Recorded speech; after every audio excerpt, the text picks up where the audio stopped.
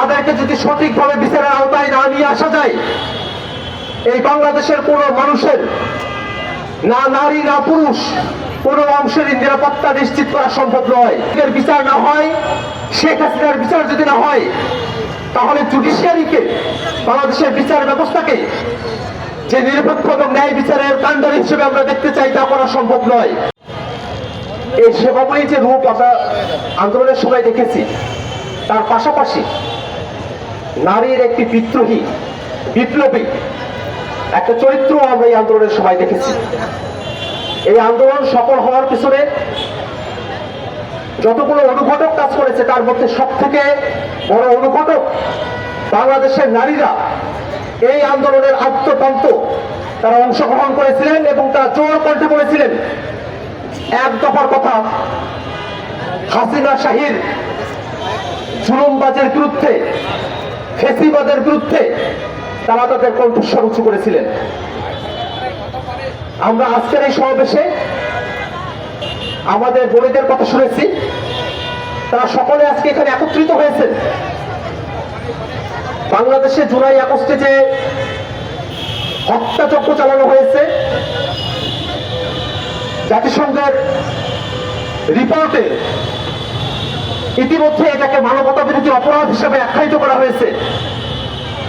যে বর্বরতম মানবতা বিরোধী অপরাধ জুলাই আগস্টে বাংলাদেশে সংঘটিত হয়েছে, তার সঙ্গে সরাসরি সম্পৃক্ত শেখ হাসিনা এবং তার দল আওয়ামী লীগ, তার বিচারের দাবিতে আজকে আমাদের বোনেরা এখানে একত্রিত হয়েছেন। আমরা আমাদের এই বোনের দাবির সঙ্গে দীর্ঘ সময় ধরে একাত্ম এবং আজকের অনুষ্ঠানেও, আজকের সমাবেশেও আমরা তাদের দাবির সঙ্গে সংহতি প্রকাশ করতে চাই। বাংলাদেশে জুলাই আগস্টে যারা মানবতা বিরোধী অপরাধ চাপিয়েছে, হত্যাযজ্ঞ করেছে, তাদেরকে যদি সঠিকভাবে বিচারের আওতায় না নিয়ে আসা যায়, এই বাংলাদেশের কোনো মানুষের, না নারী না পুরুষ, কোনো অংশের নিরাপত্তা নিশ্চিত করা সম্ভব নয়। বাংলাদেশের বিচার ব্যবস্থাকে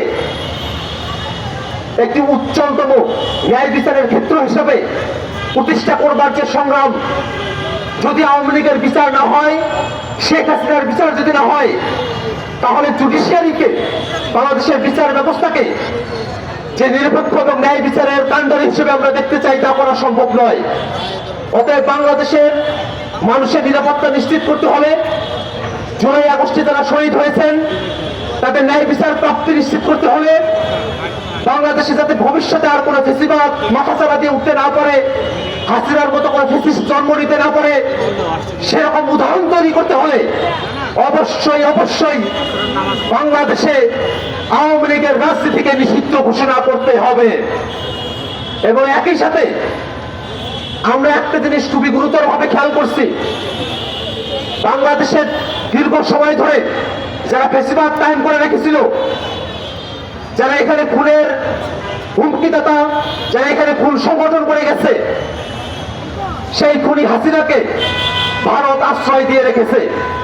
শুধুমাত্র তাই নয়, ওই ভারতে বসেই বিভিন্ন সময়ে নানাবিধ উস্কানিমূলক বক্তব্য হাসিনা প্রদান করছে।